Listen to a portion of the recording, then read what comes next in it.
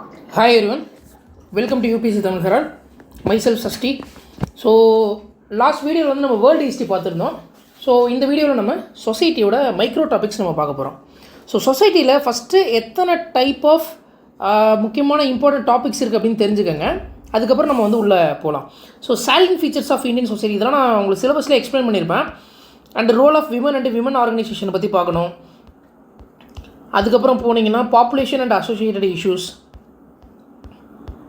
poverty and developmental issue, urbanization and their problems and their remedies, effects of globalization on Indian society, communalism, regionalism, secularism, social empowerment.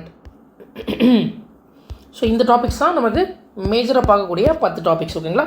So இதில் நம்ம very first topic salient features of Indian society. So Indian சொசைட்டியோட characteristics என்ன, அதாவது unity இன் டைவர்சிட்டின்னு சொல்லுவோம்ல. அப்போ டைவர்சிட்டினா என்ன, அதோட Indian context என்ன, டைவர்சிட்டியில் இந்தியன் சோர்சஸ் ஆஃப் அதாவது இந்தியன் டைவர்சிட்டிக்கு என்னென்ன சோர்ஸ்லாம் இருக்குது, அதாவது பன்முகத்தன்மைன்னு சொல்கிறோம்ல. அதில் லிங்குவிஸ்டிக் லாங்குவேஜ் பன்முகத்தன்மையாக இருக்குல்ல, ஃபேமிலி, மேரேஜ், கின்ஷிப்பு, அதே மாதிரி கேஸ்ட் டைவர்சிட்டியாக இருக்குது, ரிலீஜியஸ் வந்து டைவர்சிட்டியாக இருக்குது, ரேஸுங்கிறது டைவர்சிட்டி. ஸோ இது எல்லாமே யூனிட்டி இன் டைவர்சிட்டி. ஓகேங்களா? அப்போது எந்தெந்த ஃபேக்டர்ஸ்லாம் சோஷியல் சேஞ்ச் இன் இந்தியாவை அஃபெக்ட் பண்ணுது, சமூக மாற்றத்தை எதெல்லாம் அஃபெக்ட் பண்ணுது, எதெல்லாம் ரெசிஸ்ட் பண்ணுது, தடுக்குது அப்படிங்கிறத நம்ம தெரிஞ்சுக்கணும். அதேமாதிரி ப்ளூரலிசம்னா என்ன அப்படிங்கிறத நம்ம தெரிஞ்சுக்கணும். இதெல்லாம் வந்து நமக்கு சாலியன்ட் ஃபீச்சர் ஆஃப் இந்தியன் சொசைட்டியில் படிப்போம். அடுத்து role of women and women organisation படிக்கிறப்போ விமனோட பொசிஷன் ஹிஸ்டாரிக்கல் லெவலில் எப்படி இருந்தது, அதாவது ஐவிசிலேருந்து மிடிவல் இந்தியா வரையிலும் எப்படி வந்து அதோட மாற்றம் இருந்தது அப்படின்னு நம்ம தெரிஞ்சுக்கணும். அதே மாதிரி விமன் டூரிங் 18th செஞ்சுரியில் எப்படி இருந்தாங்க, ஃபீமேல் இன்ஃபான்டிசைடு, சதி, பாலிகமி, நிறைய ஏகப்பட்ட இஷ்யூ இருந்தது. அதெல்லாம் நம்ம இங்கே படிப்போம். ஓகேங்களா? ஸோ லிஸ்ட் நான் ஃபுல்லாக கொடுக்கல, ஒரு 2 எக்ஸாம்பிள் மட்டும் நான் கொடுத்துருக்கேன். அதே மாதிரி விமனோட ஸ்டேட்டஸ் வந்து பிரிட்டிஷ் ரூலில் எப்படி இருந்தது அப்படின்னு தெரிஞ்சுக்கோங்க. அதே மாதிரி இண்டிபெண்டன்ஸ் இந்தியாவில் பொசிஷன் ஆஃப் விமன் எப்படி இருந்தது, இப்போ எப்படி இருக்காங்க அப்படிங்கிறதையும் தெரிஞ்சுக்கோங்க. அதே மாதிரி விமன்ஸுக்குன்னு இருக்கிற கான்ஸ்டியூஷன் அண்ட் லீகல் ரைட்ஸ் என்னென்ன, அவங்களுக்குன்னு இருக்கிற கான்ஸ்டியூஷன் ப்ரிவிலேஜ் என்ன, ஃபண்டமெண்டல் ரைட்டில் என்ன சொல்லியிருக்காங்க, டிபிஎஸ்பியில் என்ன சொல்லியிருக்காங்க அப்படின்னு தெரிஞ்சுக்கோங்க. அதேமாதிரி role of women organisation, women ஆர்கனைசேஷனோட ரோல் என்னவாக இருந்தது ப்ரீ இண்டிபெண்டன்ஸில். For example Women's India Association, இது ஒரு அசோசியேஷனுங்க, மெட்ராஸில் இருந்தது. ஓகேங்களா? இது வந்து ப்ரீ இண்டிபெண்டன்ஸ் ஆர்கனைசேஷன்.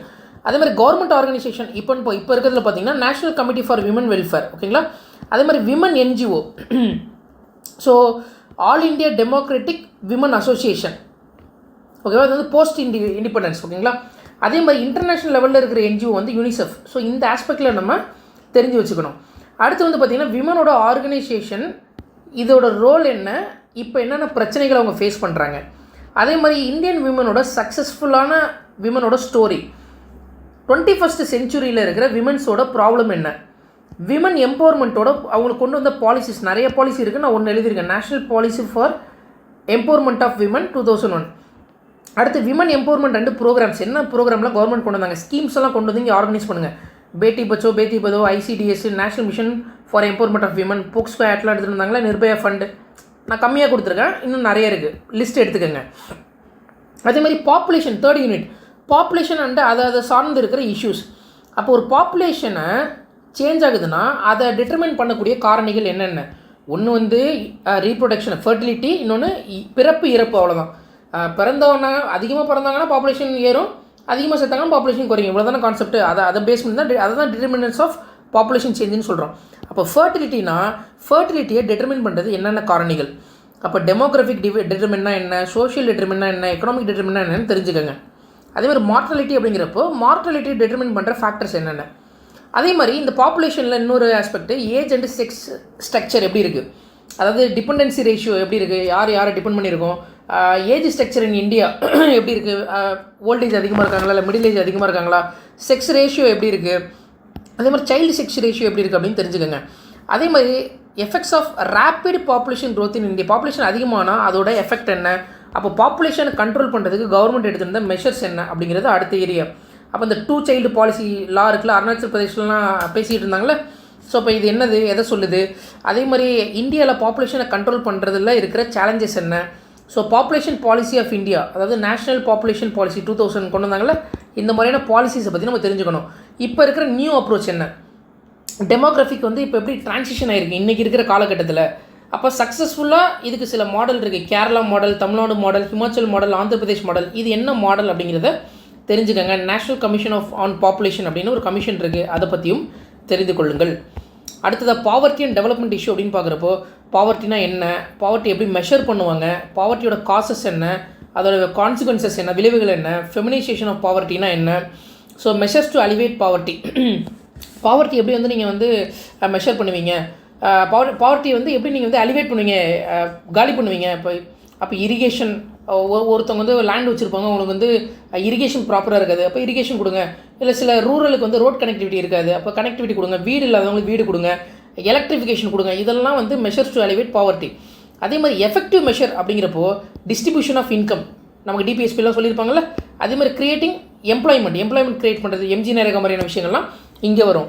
அடுத்து international organisation including developing countries to alleviate poverty.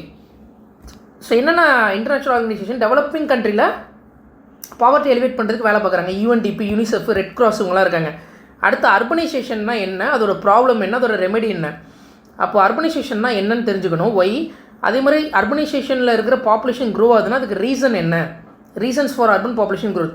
அடுத்து இந்தியன் அர்பனைசேஷனோட கேரக்டரிஸ்டிக்ஸ் என்ன, அடுத்ததில் இருக்கிற ப்ராப்ளம் என்ன, அர்பனைசேஷனுக்கும் சோஷியல் மொபிலிட்டிக்கும் இருக்கிற கம்பேரிட்டிவ் ஸ்டடியை பற்றி நம்ம தெரிஞ்சுக்கணும். அதே மாதிரி இதில் அர்பனைசேஷனில் இருக்கிற அந்த ரெமெடிஸ் அண்ட் சஜஷன், ஓகேங்களா. அடுத்து வந்து ஸ்டேட் ஏதாவது பாலிசி கொண்டு வந்திருக்காங்களா அர்பன் ப்ராப்ளம்க்கு அப்படிங்கிறத பற்றியும் நம்ம பார்க்கணும், ஓகேங்களா. அதே மாதிரி government schemes to address the issue of urbanisation. So Smart City, AMRUT, National Mission on Sustainable Habitat, Air Quality Index, அதே மாதிரி National Urban Housing and Habitat Policy, இது எல்லாமே கவர்மெண்ட்டோட ஸ்கீம்ஸ். அடுத்து effect of globalisation on Indian society. So குளோபலைசேஷன்னா என்ன, globalisation India அதுக்கும் இந்தியாவுக்கும் என்ன சம்மந்தம் இருக்குது, இது எப்படி இந்தியன் சொசைட்டியில் வந்து எப்படி இதோட தாக்கம் இருக்குது, இம்பேக்ட் ஆன் இந்தியன் சொசைட்டி, அதோட சோஷியல் டைமென்ஷன் எப்படி இருக்குது, அதோட கல்ச்சரை எப்படி வந்து அதை இம்பேக்ட் பண்ணுது அப்படிங்கிற ஆஸ்பெக்டில் நம்ம தெரிஞ்சு வச்சுக்கணும். அதே மாதிரி கம்யூனலிசம் அப்படிங்கிறப்போ நீங்கள் இப்படி புரிஞ்சுக்கோங்க, கம்யூனலிசமோட டெஃபினிஷன் என்ன, அதுலேயும் நிறைய டைப் இருக்குது. So communism, welfarist communalism, retreatist communalism, retaliatory communalism, separatist communalism அப்படின்னு நிறைய இருக்குது. அப்படின்னா என்னன்னு தெரிஞ்சுக்கோங்க, அதோட பெர்ஸ்பெக்டிவாக கொஞ்சம் நல்லா புரிஞ்சுக்கோங்க கம்யூனலிசம் பற்றி, அதோட பேக்ரவுண்ட் எப்படி வந்து இந்த கம்யூனலிசம் இந்தியாவில் க்ரோ பண்ணிச்சு from the point of historical வியூலேருந்து நீங்கள் தெரிஞ்சுக்கோங்க. அதே மாதிரி கம்யூனலிசமோட காசஸ், அதோட காரணம், அதோட கேரக்டர் எப்படி இருக்குது. ஸோ ஹிந்து முஸ்லீமுக்கு நடுவில் நடக்கிற அந்த கம்யூனலிசம் எங்கெங்கெல்லாம் நடந்திருக்கு, எதுவும் மேஜராக நடந்திருக்கா அப்படிங்கிறதையும் தெரிஞ்சுக்கணும். அப்போ மெயின் கேரக்டரிஸ்டிக்ஸ் ஆஃப் கம்யூனலிசம் பற்றியும் தெரிஞ்சுக்கோங்க. வேறு எங்கேயாவது கம்யூனல் ரைட் எங்கெங்கெல்லாம் நடந்திருக்கு, மேக்ஸிமம் ஹிந்து முஸ்லீமுக்கு நிறையா நடந்திருக்கும்ல, அதை பற்றி நம்ம தெரிஞ்சுக்கணும். இங்கே பாருங்கள், ஆன்டிசிக்ரைட் 6க்குமே நடந்திருக்கு பாருங்கள். Anti Sikh riot, Godhra riot, Muzaffarnagar riot, இதுவும் நடந்திருக்கு. இது எப்படி நம்ம டேக்கிள் பண்ணலாம், ஹவு டு டேக்கிள், இதை கவர்ன் பண்ணுற வேரியஸ் பாடிஸ் ஆர் இன்ஸ்டியூஷன் யார். ஸோ பிரதமர் வந்து 15 பாயிண்ட் ப்ரோக்ராம் வந்து கொடுத்துருப்பார், எதுக்குன்னா for the welfare of minority. இதை பற்றி தெரிஞ்சுக்கோங்க, இதுவும் கம்யூனலிசமோட லிங்க். அதே மாதிரி கம்யூனலிசம் இன்டர்நேஷனல் கண்டெக்ஸ்ட்டில் எப்படி இருக்குது அப்படின்னு நம்ம தெரிஞ்சுக்கணும். இதுதான் கம்யூனலிசமை பற்றி நம்ம தெரிஞ்சுக்க வேண்டிய விஷயம். அடுத்து வந்து பார்த்திங்கன்னா ரீஜனலிசம். ஸோ ரீஜன்னா என்ன, ரீஜனலிசம்னா என்ன, டிஃப்ரெண்ட் ஃபார்ம்ஸ் ஆஃப் ரீஜனலிசம்னா என்ன. இப்போ உதாரணத்துக்கு உங்களுக்கு இங்கே சொல்லணுங்களேன், போர்டர்லேண்டு கேட்பாங்க. இப்போது அதே மாதிரி திராவிட நாடு அப்படின்னு ஒன்று கேட்குறாங்களா தமிழ்நாட்டில், அது வந்து ரீஜனல் இஷ்யூ. அதே மாதிரி காலிஸ்தான் கேட்குறாங்களா அங்கே, ஸோ பக்கத்து கண்ட்ரியில். ஸோ இதுவுமே வந்து ரீஜனல் இஷ்யூ, ஓகேங்களா. அப்போ என்ன சொல்கிறேன்னா, இப்படி புரிஞ்சுக்குங்க, ரீஜன் அண்ட் ரீஜனலிசம்னா என்னென்னு தெரிஞ்சுக்கோங்க. டிஃப்ரெண்ட் ஃபார்ம்ஸ் ஆஃப் ரீஜனலிசம், அதாவது எங்களுக்கு எங்கள் ஸ்டேட்டுக்குன்னு அட்டானமியே இல்லை, அதனால் எங்களுக்கு வந்து டிமாண்டு, எங்களுக்கு அட்டானமி கொடுங்க அப்படின்லாம் வரும்ல. அதே மாதிரி நாங்கள் யூனியனை விட்டு வெளியில் போகிறோம், session from the union. Interstate dispute, இப்போ வாட்டர் டிஸ்பியூட்டில் வருதுல்ல, தமிழ்நாடு கர்நாடகா, அதெல்லாம். அதே மாதிரி இன்ட்ராஸ்டேட் ரீஜனல் பாலிடிக்ஸ், வித்தின் த ஸ்டேட்டுக்குள்ளேயும் என்ன நடக்கும், ரீஜனல் பாலிடிக்ஸ். கோயம்புத்தூர் நல்லா இருக்குது, கோயம்புத்தூர் பிரிங்க அப்படிலாம் சொல்லுவாங்கள்ல, இதான் சப் ரீஜனலிசம். அதே மாதிரி சூப்பரா ஸ்டேட் ரீஜனலிசம். ஸோ இந்த கான்செப்ட் நம்ம தெரிஞ்சுக்கணும்.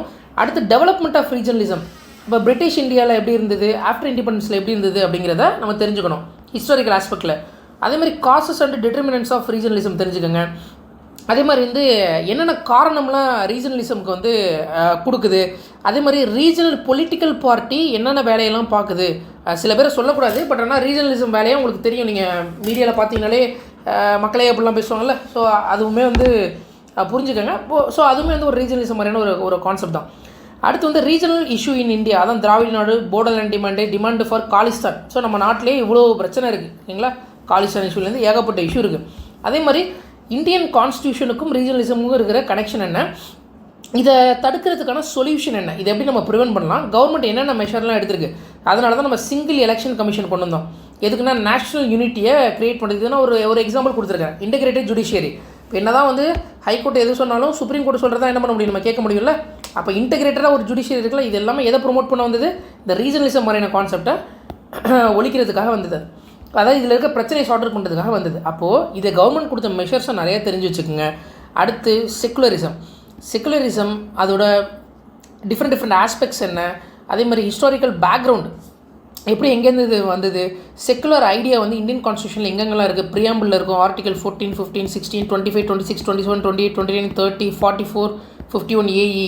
ஸோ இதிலெல்லாம் வந்து செக்குலர் ஐடியா இருக்கும். வெஸ்டர்ன் செக்குலரிசம்னா என்ன, அதுக்கும் இந்தியன் செக்குலரிசமும் இருக்கிற கம்பாரிசன் என்ன அப்படிங்கிறதையும் நம்ம தெரிஞ்சுக்கணும். இதோட கேரக்டரிஸ்டிக்ஸ், செக்குலரிசமில் இருக்கிற தியரி, ஒவ்வொரு ஆளும் ஒவ்வொரு மாதிரி சொல்லியிருப்பாங்க. காந்தி ஒரு மாதிரி சொல்லியிருப்பார், நேரு ஒரு மாதிரி சொல்லியிருப்பார். ஸோ அவங்க என்ன சொல்லியிருக்காங்க அப்படின்னு நம்ம தெரிஞ்சுக்கணும். இதில் இருக்க சேலஞ்சஸ் அண்ட் த்ரெட் என்ன, அதே மாதிரி அட்வான்டேஜ், ஒரு நாடு செக்குலராக இருந்ததுன்னா அதில் இருக்கிற அட்வான்டேஜ் என்ன, steps taken to promote secularism, secularism promote பண்ணுறதுக்கு நம்ம எடுக்க வேண்டிய ஸ்டெப்ஸ் என்ன. ஸோ யூனிஃபார்ம் சிவில் கோட் அப்படிங்கிறது அதில் இருக்க இஷ்யூஸ் அண்ட் சேலஞ்சஸ் என்ன அப்படிங்கிறது நம்ம தெரிஞ்சுக்கணும். இது இல்லாமல் ஜென்ரல் டாபிக் தெரிஞ்சுக்கோங்க.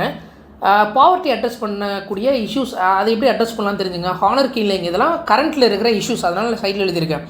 Social discrimination against girl side, பெண்களுக்கு வந்து நிறைய சோஷியல் சமூகம் சார்ந்த டிஸ்கிரிமினேஷன் இருக்குல்ல, ஃபீமேல் ஃபோய்டிசைடு, இன்ஃபான்டிசைடு, பெண் குழந்தை விற்கிறது, prostitution, sexual abuse, burden of child bride, அதாவது குழந்தை திருமணம்லேருந்து எல்லாம் இருக்குல்ல, இதெல்லாம் நம்ம பற்றி தெரிஞ்சுக்கணும்.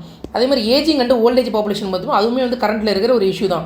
அண்ட் தென் லாஸ்ட் டாபிக்னு பார்த்தீங்கன்னா சோஷியல் எம்பவர்மெண்ட்னா என்ன, அது ஏன் நெசசிட்டியாக நமக்கு தேவைப்படுது, எதனால் இது நடக்குது, இந்த சோஷியல் எம்பவர்மெண்ட் ஏன் நம்ம பண்ணுறோம். இப்போ வறுமை, பாவர்ட்டி ரொம்ப கம்மியாக இருக்கும், அதே மாதிரி எம்ப்ளாய்மெண்ட்டும் எப்படி இருக்கும். ஸோ அப்போ விஷயம் என்னென்னா, நீங்கள் socially disadvantaged section of the society அப்படின்னு சில கேட்டகரியை நமக்கு பிரிக்கிறாங்க ஓகேங்களா. ஸோ இப்படி புரிஞ்சுக்கங்களேன், நீங்கள் சோஷியல் எம்பவர்மெண்ட் பண்ணுறதன் மூலமாக அதுதான் இங்கே நம்ம சொல்யூஷன் கொடுத்துருப்போம். பாவர்ட்டியை உங்களால் குறைக்க முடியும், அதே மாதிரி அன்எம்ப்ளாய்மெண்ட்டே உங்களால் என்ன பண்ண முடியும், குறைக்க முடியும். அப்போ எப்படியெல்லாம் குறைக்கலாம், அப்போது நம்ம யாருக்கு இந்த விஷயத்தை கொடுக்கணுன்றது. பணக்காரங்களுக்கு போய் நீங்கள் ஒரு விஷயத்தை கொடுத்தீங்கன்னா எப்படி உங்களுக்கு, அவங்க ஆல்ரெடி பாவர்ட்டியே கிடையாது. அப்போ பாவர்ட்டி அன்எம்ப்ளாய்மெண்ட்டில் இருக்கிற பீப்புளை நோக்கி அதை ஃபோக்கஸ் பண்ணணும். அப்போ இவங்க தான் சோஷியலி டிஸ்அட்வான்டேஜ்டு செக்ஷன். இவங்க யாருன்னா விமன், SC, ST, அதுக்கப்புறம் socially backward class, minority, children, youth, rural population, transgender, senior citizen, disabled and physically challenge, peoples affected by various social crimes, அதே மாதிரி people affected by contagious disease. So இவங்க தான் வந்து vulnerable section, அதாவது disadvantage section. இப்போ இதில் நம்ம ஒன்று எப்படி பார்க்கணுன்னா, இப்போ விமன் எடுத்துக்கிட்டிங்கன்னா அவங்களுக்கு என்ன ப்ராப்ளம், அவங்களுக்கு கான்ஸ்டியூஷனில் கொடுத்த ப்ரொவிஷன் என்ன, கவர்மெண்ட் எடுத்த இனிஷியேட்டிவ் என்ன. இப்போ ஷெடியூல் கேஸ்ட்னா அப்புறம் அவங்களுக்கு இருக்க ப்ராப்ளம், கான்ஸ்டியூஷன் ப்ரொவிஷன், கவர்மெண்ட் எடுத்த இனிஷியேட்டிவ். இந்த மாதிரி ஒவ்வொரு ஆஸ்பெக்ட்டுக்கு நம்ம என்ன பண்ணணும், தெரிஞ்சு வச்சுக்கிட்டோன்னா அது வந்து நமக்கு நல்லது. அதே மாதிரி சோஷியல் எம்பவர்மெண்ட்டில் இருக்கிற வே ஃபார்வர்டு என்ன அப்படின்னு நம்ம தெரிஞ்சுக்கிட்டோன்னா நமக்கு என்னது ஓவர், இந்த சொசைட்டி அப்படிங்கிற டாபிக் நமக்கு ஓவர். ஸோ ஹோலிஸ்டிக்காக நம்ம பார்க்கணுன்னா சிலபஸ் வந்து ரொம்ப குட்டியாக கொடுத்துருப்பாங்க, பட் அதுக்குள்ளே வந்து நம்ம டீட்டெயிலாக என்ன பண்ணியிருக்கோம், ஒர்க் பண்ணி கொடுத்துருக்கோம். ஸோ நெக்ஸ்ட் வீடியோவில் நம்ம ஜியாகிரஃபியை பற்றி நம்ம பார்க்கலாம் ஓகேங்களா. ஜியாகிரஃபியோட மைக்ரோ சிலபஸ் பற்றி பார்க்கலாம். ஸோ அந்த வீடியோ கொஞ்சம் பெருசாக தான் இருக்கும். ஸோ பார்க்கலாங்க. Thank you so much.